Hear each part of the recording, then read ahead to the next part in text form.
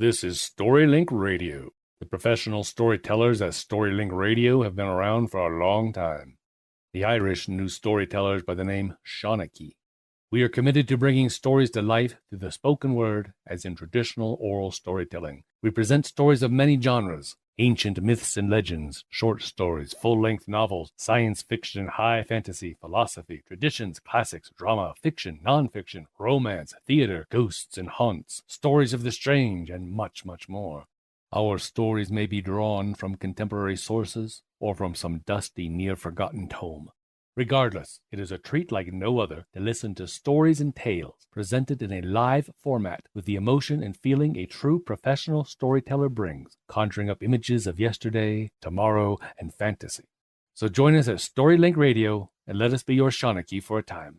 Our stories are presented before a live audience, then recorded for the StoryLink Radio podcast for your on-demand listening pleasure. Please visit StoryLinkRadio.com for show notes, to find out how to join our live audience, and for lots of free stuff, including free audiobooks and much more. Visit www.storylinkradio.com. And now, Bram Stoker's Dracula, adapted by Edward Transue, narrated by Shandon Loring. Jonathan Harker's journal, 3 May, Bistritz. Before leaving for Transylvania to do business with a nobleman of this country, I did some research, and I found that the district the Count directed me to was in the middle of the Carpathian Mountains, one of the wildest and least known parts of Europe. I also read that every known superstition in the world is collected here. If this is true, my stay here should be very interesting. It was evening when we got to Bistritz, which is a very interesting old place. Count Dracula had directed me to go to the Golden Crone Hotel. When I got near the door of the hotel, I faced a cheery-looking landlady. She smiled and gave a message to an elderly man who was standing next to her. He left, but immediately returned with a letter. My friend, welcome to the Carpathians. At 3 tomorrow, the coach will start for Bukovina. At the Borgo Pass, my carriage will be waiting for you and will bring you to me. I trust that your journey from London has been a happy one, and that you enjoy your stay in my beautiful land. Your friend, Dracula. 4 May. Just before I was leaving, the landlady came up to my room and went down on her knees, begging me not to go. She seemed very worried for me, but there was business to be done, and I could allow nothing to stop me. She then stood up. She took a crucifix from her neck, and she put it around my neck. For your mother's sake, she said, and went out of the room. My mother's sake, what does that mean? When I got on the coach, I saw the driver talking to the landlady. They were evidently talking about me, for they occasionally looked over at me, and I could hear a lot of words often repeated. Now, I must say they didn't sound too cheering to me, for amongst them were Satan, hell, witch, vampire. After a time, our driver cracked his big whip over his 4 small horses, and we set off on our journey. The road was rough, but we still seemed to fly over it. The driver was clearly losing no time in reaching our destination. When it grew dark, there seemed to be some excitement amongst the other passengers, and the mountains seemed to come nearer to us on each side as we were entering the Borgo Pass. As we slowed to a stop, I looked out for the next coach that was to take me to the Count, but all was dark, and there was no sign of a vehicle. I was thinking what I should do when suddenly the horses began to act strangely and jump about wildly, and then a coach with 4 horses appeared beside us. I could see from the flash of our lamps that the horses were black as night and driven by a tall man with a long beard and a great black hat, which seemed to hide his face from us. I could only see the shine of a pair of very bright eyes, which seemed red in the lamplight, and sharp-looking teeth white as snow. I got into the other coach. Without a word, the strange driver shook his reins, and we drove into the darkness of the pass. I looked at my watch, and I saw it was within a few minutes of midnight. As we rode further and further into the pass, I began to hear the sound of howling wolves.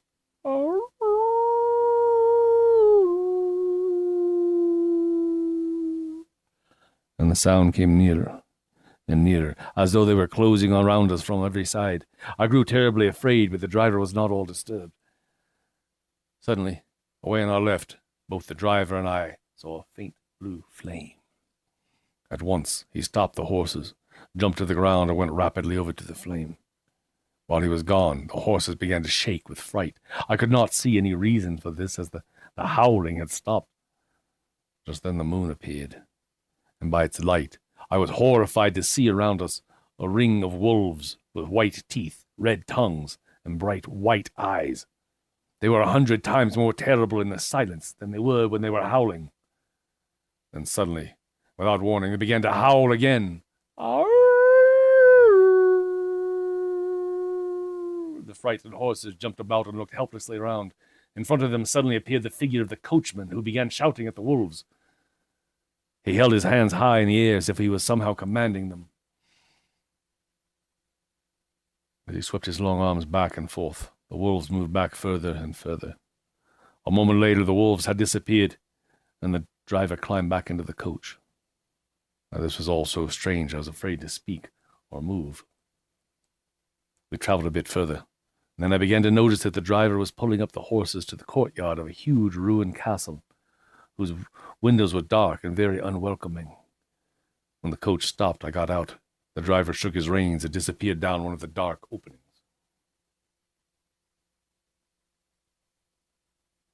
I was standing in front of a huge door, wondering what to do, when I heard a heavy step behind the door. I saw the glow of a light. The key was turned with a loud noise, as if it had not been used for years, and the door swung open. Inside stood a tall old man dressed in black from head to foot.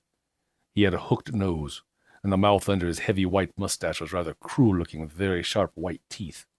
His ears were pale and extremely pointed, and his fingernails were long and cut to a sharp point. He put me in mind of Bela Lugosi. "Welcome to my house," he said.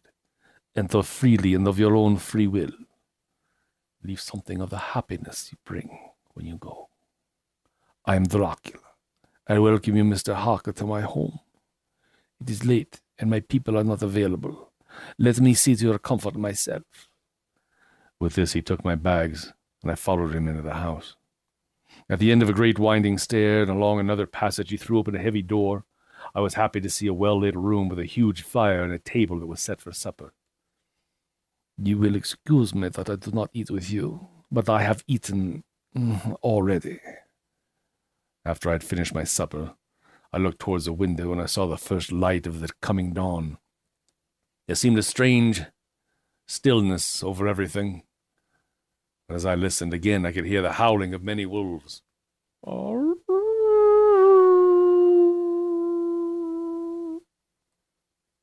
The Count's eyes fairly shined. Listen to them, the children of the night. What music they make." Then he rose and said, "But you must be tired. Tomorrow you shall sleep as late as you will. Sleep well and dream well." Chapter 2. Escape. 7th May. I slept till late in the day.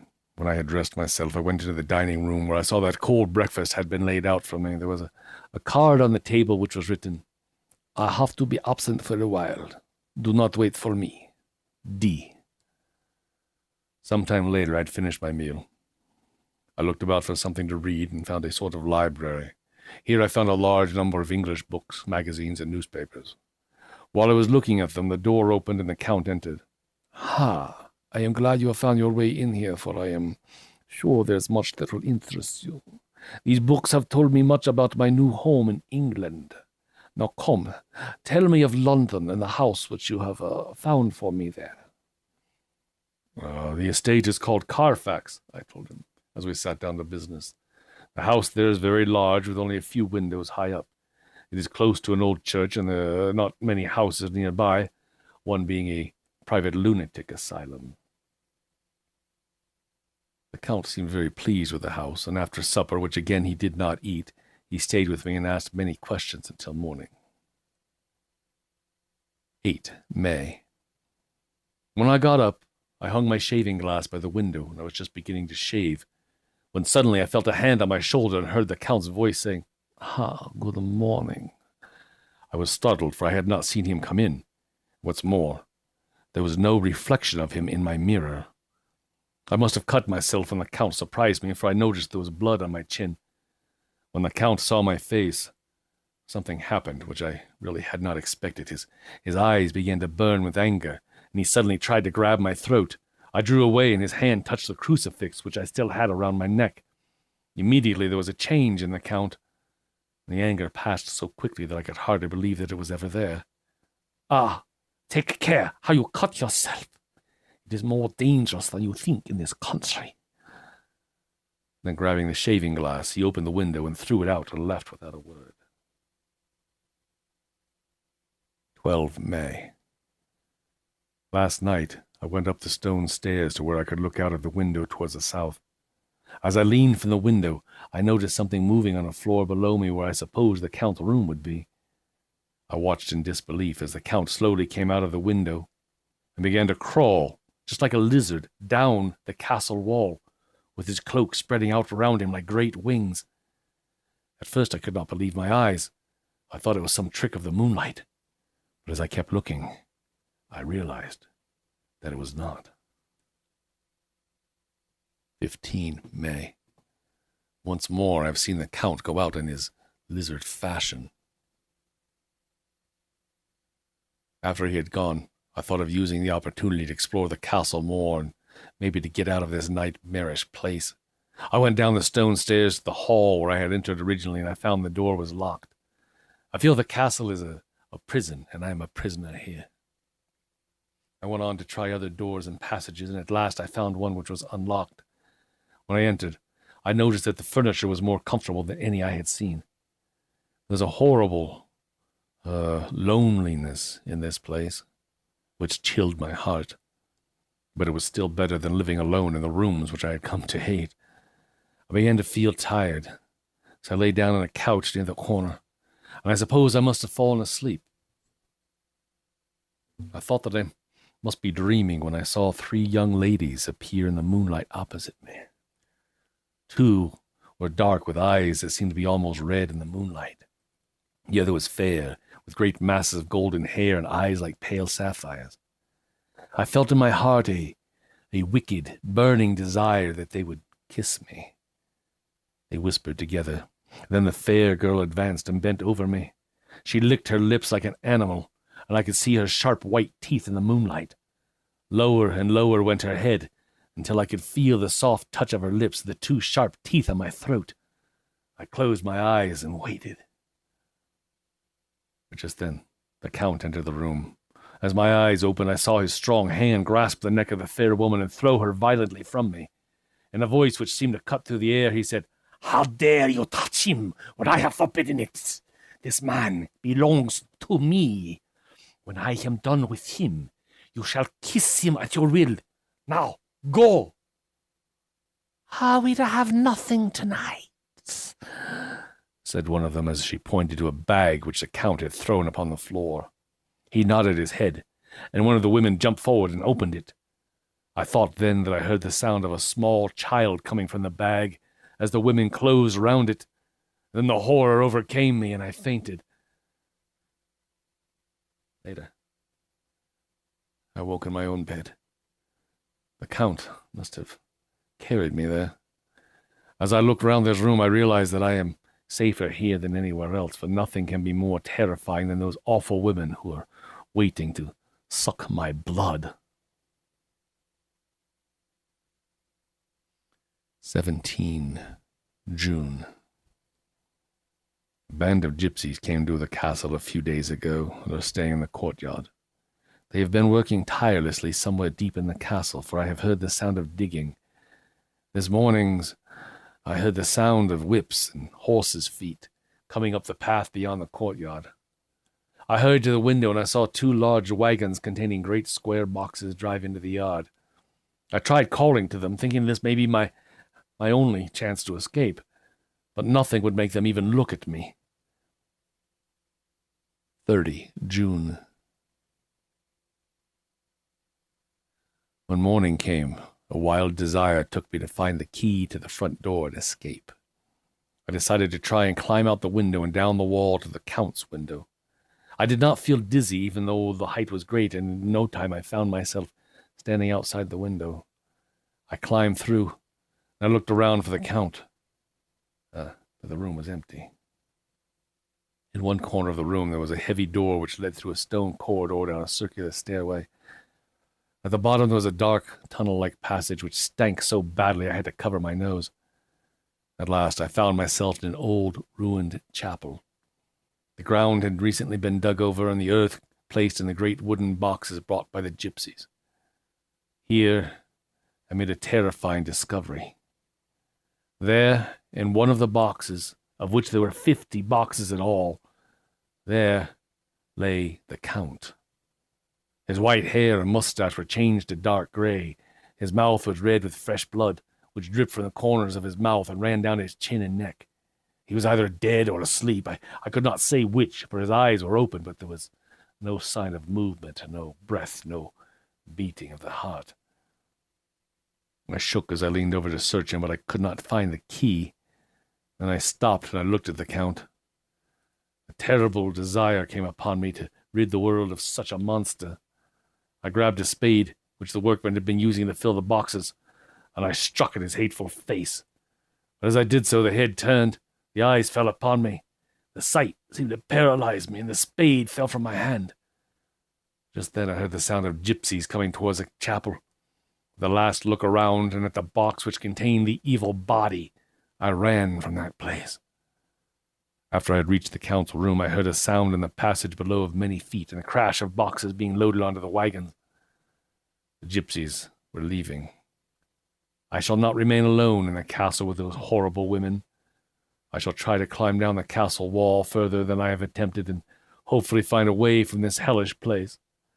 Then away home to Mina. I must get away from this cursed land where the devil and his children still walk with earthly feet. Chapter 3. The Storm. Letter from Miss Mina Murray to Miss Lucy Westenra. 9 May. My dearest Lucy, forgive my long delay in writing, but I have been so busy with work. Jonathan is in Transylvania on business and will be returning in about a week. I can't wait to hear all his news. It must be nice to see strange countries. I wonder if Jonathan and I, shall ever see them together. Your loving Mina. Letter, Lucy Westenra to Mina Murray, 24 May. My dearest Mina, here am I, who shall be 20 in September, and yet I never had a marriage proposal. Today I had 3, just fancy, 3 proposals in one day. Well, I must tell you about the 3. Number 1 came just before lunch. His name is Dr. John Seward, a doctor from a lunatic asylum. He told me how dear I was to him, but I felt a sort of duty to tell him that there was someone else. Number 2, Mr. Quincy Morris, came after lunch. He's an American from Texas. He is such a nice fellow who has had many adventures. Mr. Morris sat down beside me and took my hand in his, but I had to refuse him as I did poor Dr. Seward. Lucy. P.S. Oh, about number 3. I have told you of Arthur Holmwood before, haven't I? He is the son of Lord Godalming, and a good family. Oh, Mina, I love him, and I have accepted his proposal. Mina Murray's Journal, 24 July. I met Lucy at the train station. I have come with her and her mother to spend some time in Whitby, where we have rooms. This is a lovely place beside the sea. Right over the town is the beautiful ruin of Whitby Abbey, and between it and the town there's another church with a big graveyard full of tombstones. For me, this is the nicest spot in Whitby, and has a full view of the harbour and the bay. There are walks with seats beside them all through the churchyard, and people go and sit there all day long looking at the beautiful view and enjoying the breeze. 1 August. Lucy and I sat a while, and she told me all over again about Arthur and their coming marriage. That made me just a little sad, for I haven't heard from my Jonathan for a whole month. I am so worried about him. I wonder where Jonathan is, and if he is thinking of me. Dr. Seward's Diary, 19 July. The case of Renfield grows more interesting every day. He had been catching and keeping a large number of flies, but after I protested, he then began to collect spiders, which he kept feeding with his flies. A few days later, I told him that he must get rid of the spiders as well. While I was speaking to him, a horrid fly buzzed into the room. He caught it, and before I knew what he was going to do, he put it in his mouth and ate it. I shouted at him for it, but he said that it was very good and gave life to him. After a few more days, Renfield managed to get a sparrow by feeding the spiders to it. He now has quite a few sparrows, and his flies and spiders are almost completely gone. When I came to see him today, he ran to me and said he wanted to ask me a very great favor. I asked him what it was, and he said excitedly, "A kitten, a nice playful little kitten that I can play with and teach and feed and feed and feed." I shook my head and said that would not be possible. I did not want to see his sparrows be eaten the same way as his flies and spiders. As I said this, he threw himself on his knees and begged me to let him have a cat, saying that his salvation depended upon it. I was firm, however, and I told Renfield that he could not have it. 20 July. When I visited Renfield this morning, I looked around for his birds, and not seeing them, I asked him where they were. He replied that they had all flown away. There were a few feathers around the room, and on his pillow there was a drop of blood. I said nothing, and I left. At 11 a.m., the attendant came to see me and said that Renfield had been very sick and had vomited a whole lot of feathers. My belief is that he took the birds and he ate them raw. Mina Murray's Journal, 8 August. Last night we experienced one of the greatest storms in the history of the area. Shortly before 10 o'clock, a massive storm broke out so suddenly that it seems impossible to even believe now. The wind roared like thunder, and lots of sea fog came inland. I have read in the newspaper that soon after the storm began, the harbour searchlight saw a ship coming toward the port. Incredibly, the strange ship reached the harbour safely, and as the searchlight followed her, there was a shock, for tied to the wheel of the ship was the corpse of the ship's captain, they said. No other person could be seen on the deck at all. The very moment the ship touched the shore, a huge dog jumped out onto the sand and ran off into the darkness. A small group of people investigated the ship, and they saw the dead seaman was actually tied to the wheel with a crucifix in his hand. In his pocket was a bottle with a little roll of paper which proved to be part of the ship's log. According to that log, the ship is Russian from Varna and is called the Demeter. She has only a small cargo of 50 great wooden boxes filled with dirt. The captain wrote that shortly after they set sail, the crew started going missing one by one until the captain and the first mate were only left. One of the last entries says that the first mate saw something terrifying on board before he jumped over the side of the ship into the sea. Later, the captain even mentioned seeing him, whoever that may be. That was when they decided to tie himself along with a crucifix to the wheel of his ship. 11 August.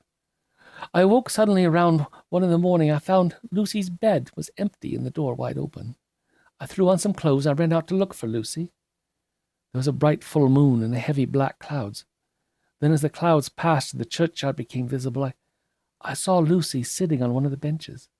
It seemed to me as though something dark was standing behind her with a white face and red shining eyes. I ran down the steps and I called in fright, "Lucy! Lucy!"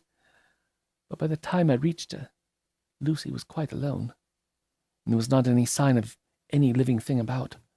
When I bent over her, I could see that she was still asleep, but she was breathing heavily. I took her back to the house, and I was putting her into bed. I noticed that there were 2 little red points on her neck, and on her nightdress there was a drop of blood. 17 August. Still no news from my Jonathan, and Lucy seemed to be paler and growing weaker. The tiny points on her neck seem not to have healed. They are, if anything, larger now than before. Chapter 4, Lucy. Mina Murray's Journal, 19 August. I have finally received news of Jonathan. A letter came from a nun in Budapest saying that he had arrived there by train in a state of madness and has been ill these past 6 weeks with some sort of horrible brain fever. I am to leave in the morning and go and help him if necessary, and then to bring him home. Letter, Mina Harker to Lucy Westerner, Budapest, 24 August. My dearest Lucy, I found my dear Jonathan so thin and pale and weak-looking. He seems to remember very little of what happened in Transylvania. At least, that's what he wants me to believe. For when he woke, he asked me for his notebook, and then he said to me, "The secret is here in this journal. Take it and keep it. Read it if you will, but never let me know what is written here. I want to start a new life with our marriage."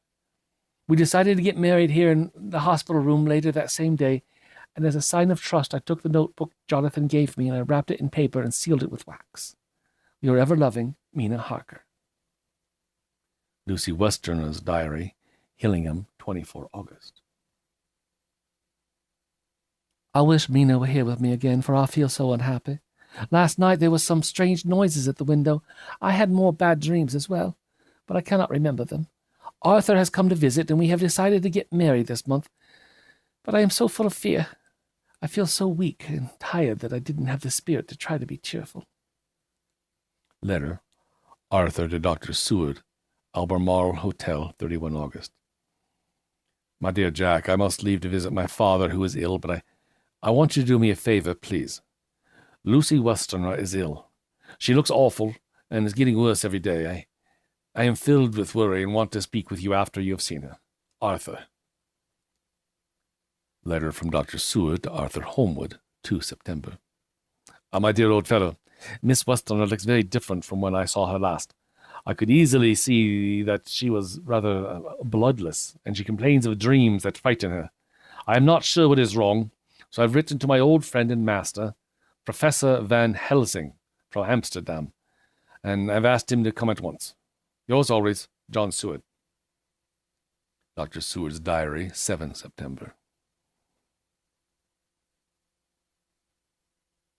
When Van Helsing arrived, we went to see Miss Westerner, and I was horrified when I saw her.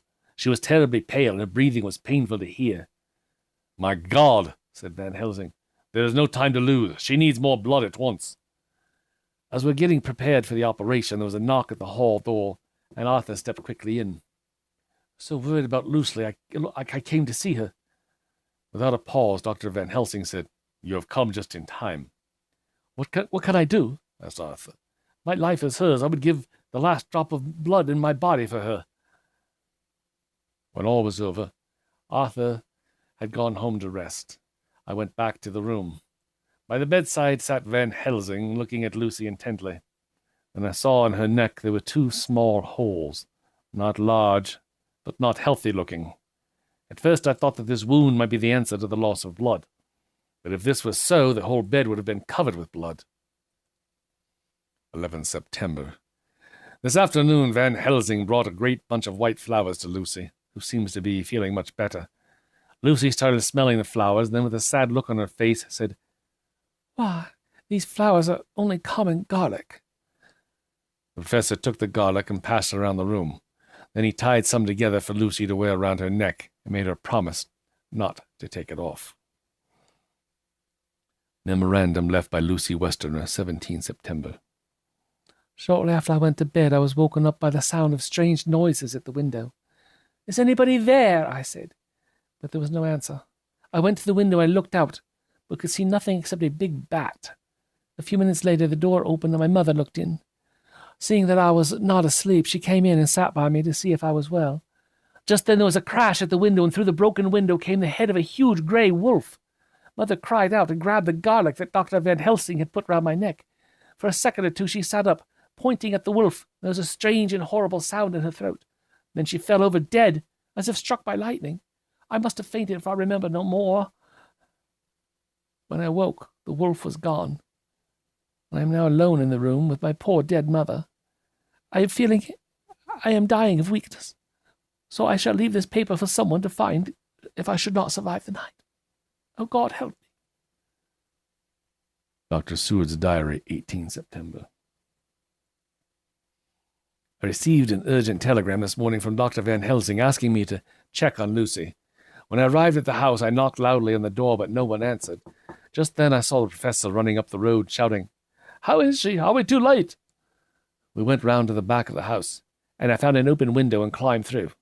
We quickly ran up the stairs to Lucy's room, and with white faces and shaking hands we opened the door and entered the room. On the bed lay Lucy and her poor dead mother. Without a word, the professor bent over the bed to inspect Lucy. I could see the 2 little wounds on her neck, which we had noticed before, but they looked horribly white and much worse than before. Then the professor cried out to me, It's not too late yet. Quick, get a heat and fire and a warm bath. We need more blood again, and soon. After we had warmed Lucy and taken her back to her room, we once again went through the horrible operation of giving her blood. 20 September. The professor, Arthur, Quincy, and I have all been taking turns watching over Lucy so she's never alone for a moment. At 6 o'clock, Van Helsing came to take my place. When he saw Lucy's face, he bent down and examined her carefully, and I noticed that her teeth looked positively longer and sharper than usual, much like sister's teeth. As he removed the garlic from around her neck, he shouted, "My God!" I bent over to look, and a chill came over me.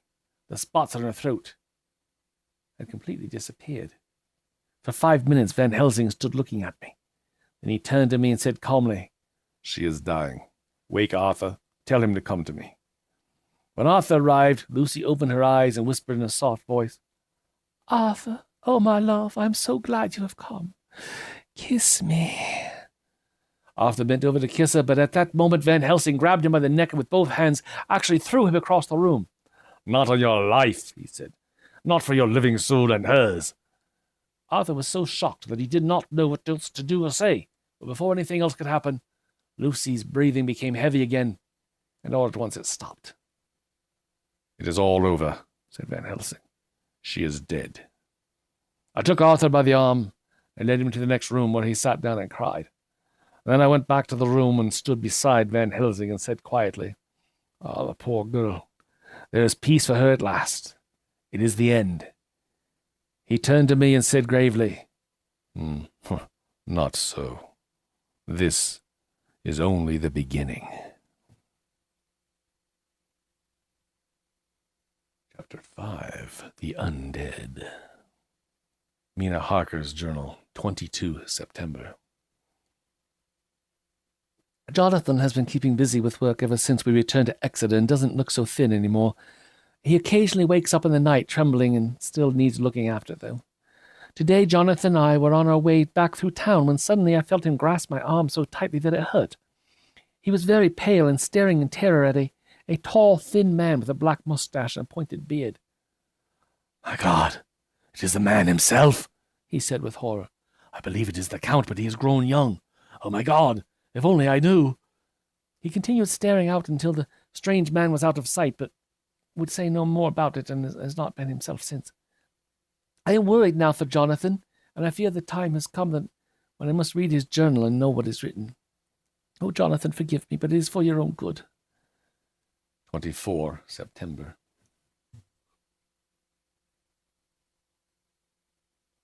That terrible journal of Jonathan's upset me so. I wonder if there's any truth in it at all, or did he get his brain fever and then write all those terrible things? And yet, that man we saw, Jonathan seemed quite certain that it was the Count. Letter, Van Helsing to Mrs. Harker, 24 September. Dear Madam, I have the sad responsibility to tell you that your dear friend, Lucy, has passed away. I am a friend of John Seward and of Arthur Holmwood. I wish to come to Exeter to see you at once. I have read your letters to poor Lucy, and I have many questions for you. Van Helsing. Mina Harker's Journal, 25 September. Van Helsing arrived at 2:30. I know that you were with Miss Lucy at Whitby, he said after we met, and I ask you to please tell me all of it that you can remember. Well, I can tell you all about it. I wrote it all down at the time, and I can show it to you if you like, I said as I handed him the diary. Read it over while I order lunch, and then you can ask me questions while we eat, all right? When I came back, I found him walking up and down the room, his face full of excitement. He rushed up to me and took me up by both hands. Oh, Madam Mina, how can I say what I owe to you? There are darknesses in life, and there are lights. You, Miss Mina, you are one of the lights. You will have a happy life with your husband. Tell me of him. Is Jonathan quite well? I saw he had a chance to ask him about Jonathan, and so I said, well, he was almost recovered, but when we were in town last Thursday, he had a sort of shock. He thought he saw someone who reminded him of something terrible, and then I began to tell him everything about Jonathan's journal and the unbelievable stories it contained. Afterwards, I gave him a copy of Jonathan's journals and asked him to read it over and tell me if he thinks there's any truth in it. Letter, Van Helsing to Mrs. Harker, 25 September. Dear Madam Mina, I have now read your husband's diary. Strange and terrible as it is It is true. I am glad that I came to see you, for I have learned so much. Yours, Abraham Van Helsing. Jonathan Harker's Journal, 26 September. I thought never to write in this diary again. The time has come. When I got home last night, Mina told me of Van Helsing's visit and of her giving him copies of the diaries. My diaries. She showed me in the doctor's letter that all I wrote down was in fact true. It seems to have made a new man of me, for I had been doubting my own sanity about what had actually happened in Transylvania. But now that I know, I am not afraid, not even of the Count. Leah, come back, come back. The creatures of the night have stolen our dear Talia, but she'll be back, I suspect. She is more powerful than the creatures of the night, that one. Dr. Seward's Diary, 26 September. Van Helsing came back today and pushed last night's newspaper into my face.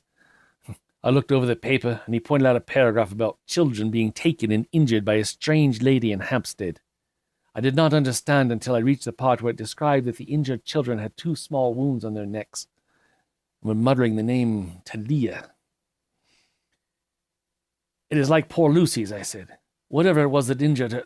No, he didn't really say the name Talia. I just put that in, hoping maybe he'd drag her back, you know. It is like poor Lucy's, I said. Whatever it was that injured her has injured them.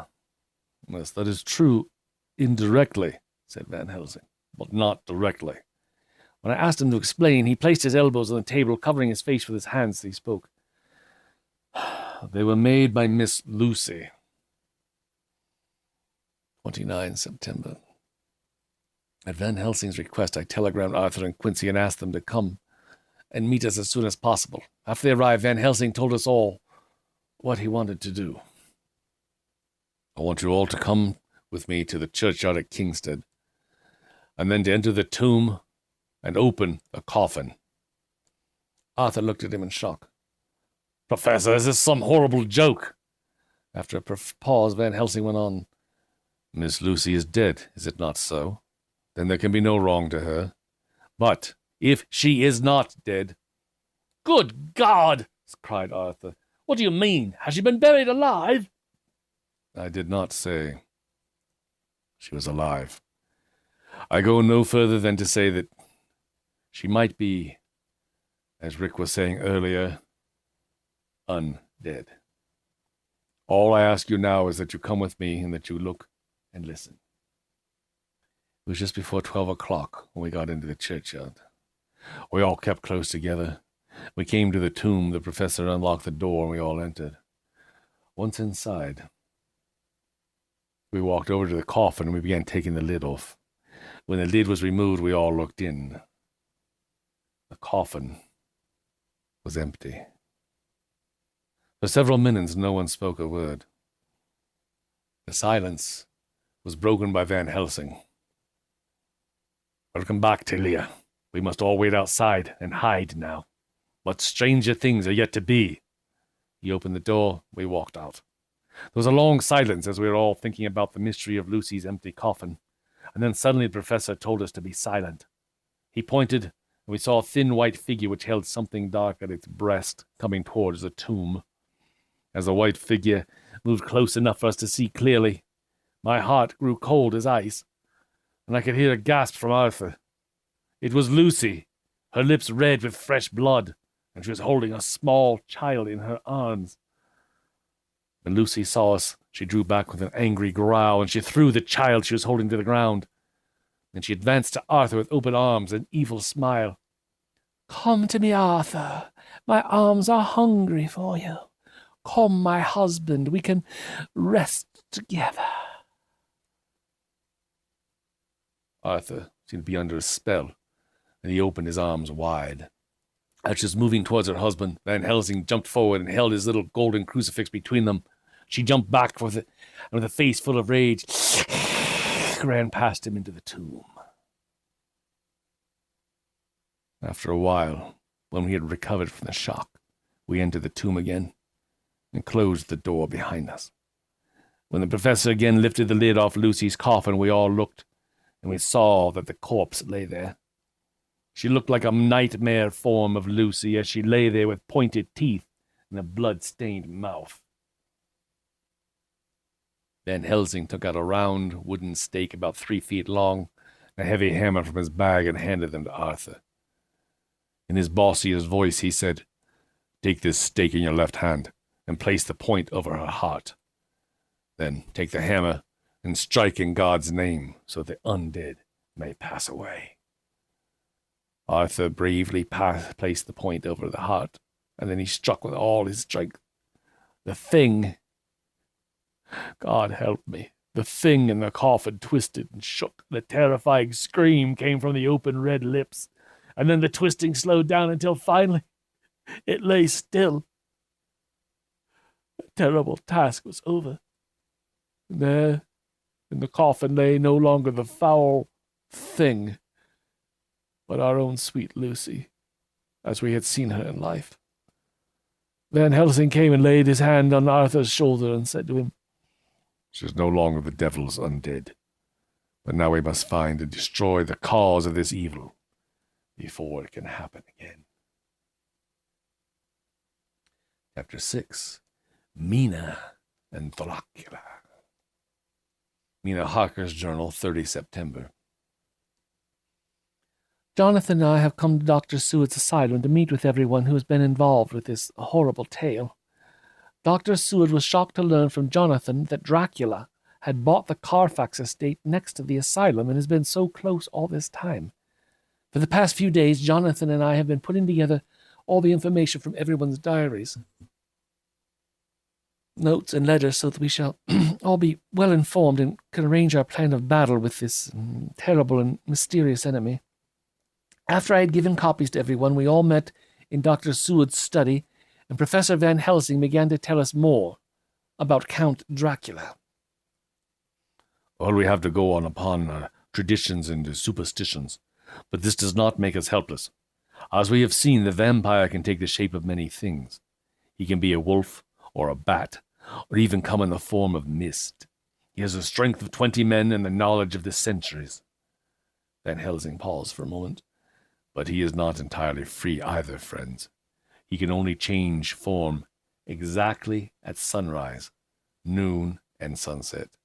Then there are things which make him powerless, such as garlic and the crucifix. We know that 50 boxes of dirt were delivered at Carfax from his castle. We also know that at least some of these boxes have been removed. It seems to me that our first step should be to see how many remain here, then search for the others. Then we must sterilize the earth so that he can no longer seek safety in it. After the meeting was finished, we went off to Carfax to search for the boxes. Jonathan Harker's journal, 1 October, 5 a.m. We went over to the house, taking care to stay in the shadows. When we got there, the professor opened his bag and took out many things. "My friends, we are going into a terrible danger, and we need arms of many kinds." As he spoke, he gave each of us a little silver crucifix, some garlic to put round our necks, a gun, and a knife. Lastly, he handed us each a little envelope containing pieces of sacred wafer. "The first thing is to see how many of the boxes are left," said the professor. "We must examine every hole and corner and see if we cannot get some clue as to what has happened to the rest." There was no sign of the Count, and a quick look around was enough to show how many boxes remained, for they were very large and easy to find. But to our surprise, there were only 29 left out of the 50.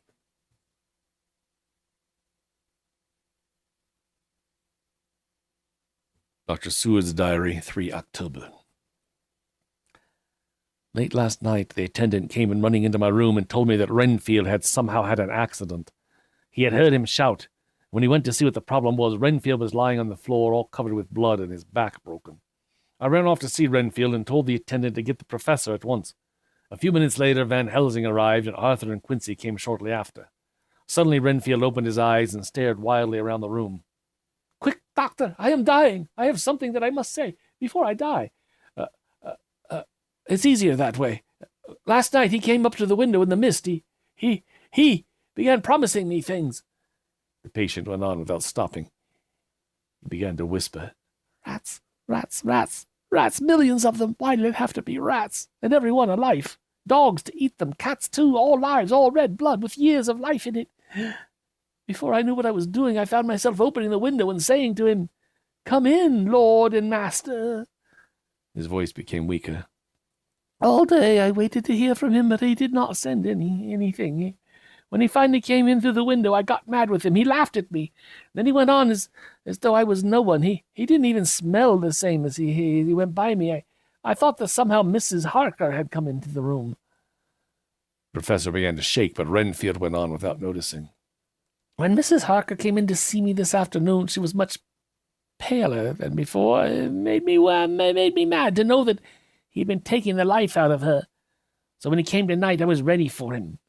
As I saw the mist coming in, I grabbed it tight, for I didn't want him to take any more of her life. And then I saw his eyes.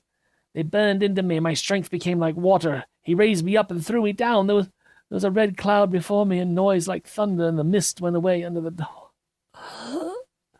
Van Helsing stood up. "He is here. It may not be too late."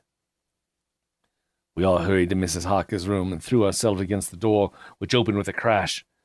What I saw shocked me, and my heart seemed to stand still. On the bed, beside the window, lay Jonathan Harker, his face white and breathing heavily as if under some kind of spell. Kneeling on the edge of the bed was his wife, and by her side stood the Count. With his left hand he held both of Mrs. Harker's hands, and with his right hand held her by the back of the neck, forcing her face down on his chest. Her white nightdress was covered with blood, and a thin stream ran down the Count's bare chest, which he had cut open and was forcing her to drink from. As we ran into the room, the Count turned his face. His eyes flamed red with devilish passion. With a quick twist of his arm, he threw his victim back upon the bed and then jumped towards us.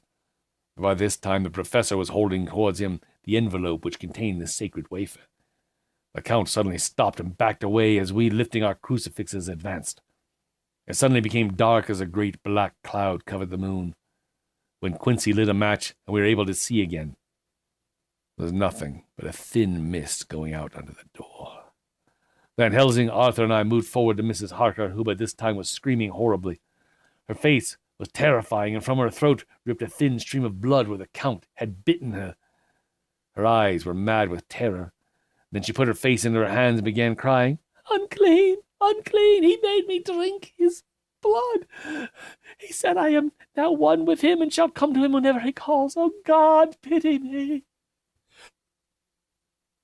Jonathan had by this time woken up from the spell the Count had put on him, but as Madame Mina explained more of what had happened, over his face came a grey look which deepened and deepened as morning came, and his flesh stood out darkly against his whitening hair.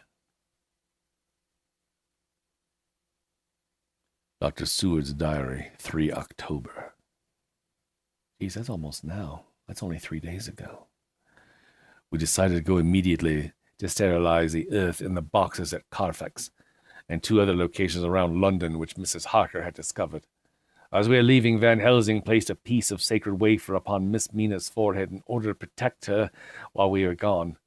As he did so, it burned into her flesh as though it was a piece of white-hot metal, and has left a mark on her that reminds all of us that Mrs. Mina now has the blood of the Count within her veins, and is slowly becoming just like him.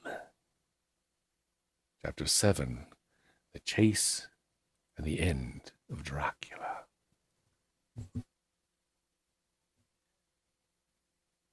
Yeah, we might run a bit over the hour tonight.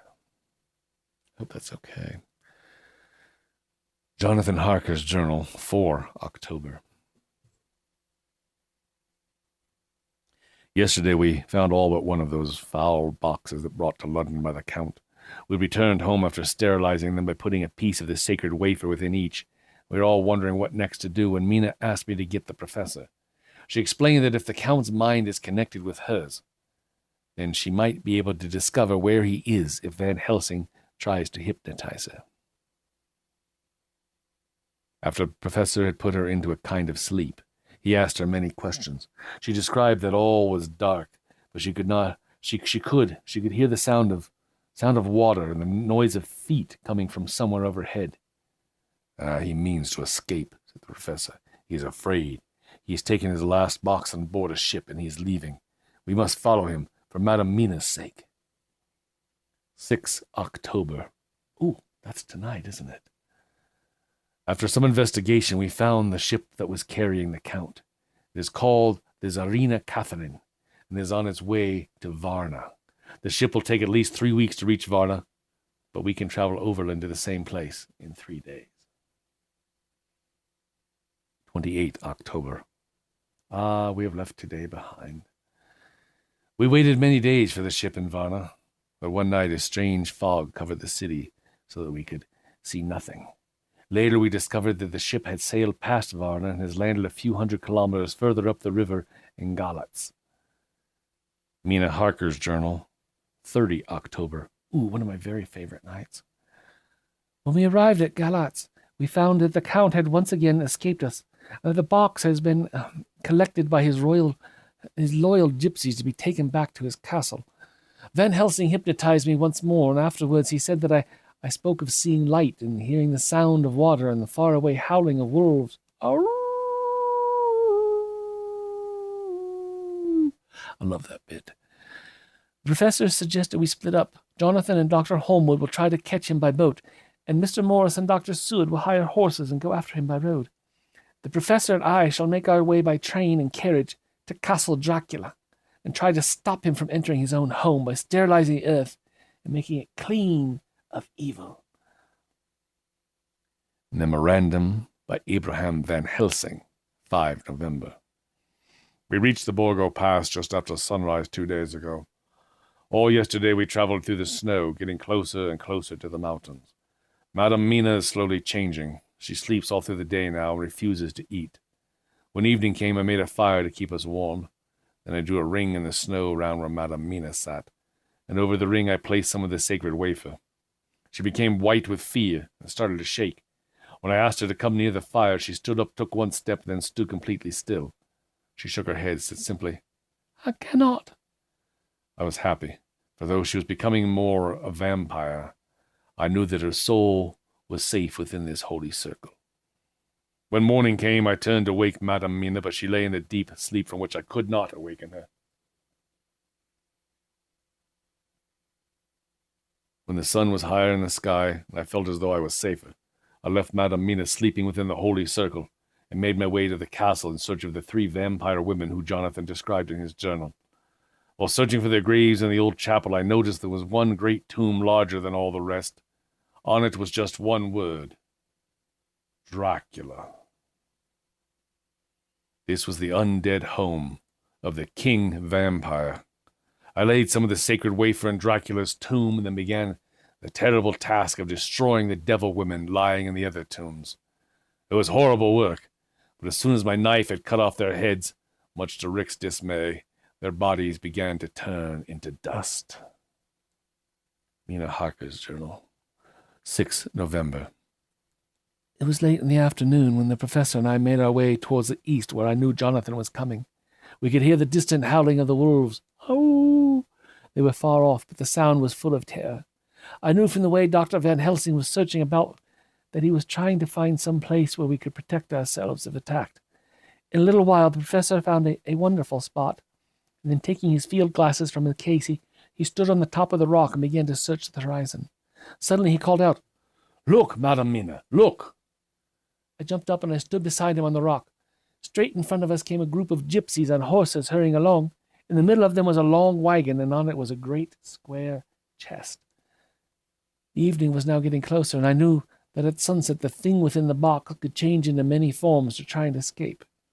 In fear, I turned to the professor. Then he gave a sudden cry. "Look, look! 2 horsemen are following fast. It must be Quincy and John." Looking around, I saw on the north side 2 other men coming as well. One of them I knew was Jonathan, and the other was Mr. Holmwood. When I told the professor, he shouted happily, and we both hid behind a rock and held our weapons ready. As the 3 groups came closer, 2 voices shouted, "Halt!" One was Jonathan, the other Mr. Morris. The gypsies came to a stop, and Mr. Holmwood and Jonathan rode up on one side, and Dr. Seward and Mr. Morris on the other. At the same moment, Dr. Van Helsing and I rose from behind the rock and pointed our weapons at them. Seeing that they were surrounded, the leaders shouted, and every one of the gypsies drew their weapons and formed a circle round the cart to protect it. All 4 of the men of our party ran towards the cart. I could see Jonathan on one side of the ring of men and Quincy on the other, forcing his way to the cart. Jonathan managed to jump on the cart, and with a strength which seemed incredible, raised the great box and threw it to the ground. In the meantime, Mr. Morris had to use force to pass through his side of the ring of gypsies, and they used their knives to try and stop him. At first I thought that he had come through safely, but as he jumped up beside Jonathan, I could see that he was holding his side and that blood was dripping through his fingers. Jonathan then attacked one end of the chest, attempting to take off the lid with his huge knife. The nails came out of it with a painful sound, and the top of the box was thrown back. The sun was almost down on the mountain tops, and the shadows of the whole group fell upon the snow. I saw the Count lying within the box upon the earth. He was deathly pale. His red eyes glared with a horrible, cruel look. As I looked, his eyes saw the sinking sun, and the look of hate in them turned to triumph. But at that instant came the sweep and flash of Jonathan's great knife. I screamed as I saw it cut through the Count's throat. At the same moment, Mr. Morris's knife plunged into the heart. It was like a miracle, but before our very eyes, the whole body crumbled into dust and passed from our sight. The gypsies turned and rode away in with fright, leaving us alone. Mr. Morris, who had fallen to the ground, leaned on his elbow, holding his hand to his side. The blood still ran through his fingers. I ran over to him, and so did the 2 doctors. Jonathan knelt behind him, and the wounded man laid back his head on his shoulder. With a sigh, he took my hand in his own. He must have seen the sorrow of my heart in my face, for he smiled at me and said, "I am only too happy to have been of service." "Oh, my God!" he cried suddenly, pointing to me. "It was worth it for this, to die. Look! Look!" The sun was now right down upon the mountain top and shone onto my face so that it was bathed in a rose-colored light. At that moment, the mark upon my forehead disappeared, as if it had never been there at all. The dying man spoke, "And now, God be thanked that all has not been for nothing. See, the curse has passed away." And with a smile and in silence, he died, a courageous gentleman. And so ends Bram Stoker's Dracula. Thank you for listening to StoryLink Radio. If you like what you've just heard, we hope you will subscribe to our podcast and pass along our web address, www.storylinkradio.com. Be sure to visit our website for show notes, to find out how to join our live audience, and for lots of free stuff, including free audiobooks and much more. Join us next time for another story from StoryLink Radio.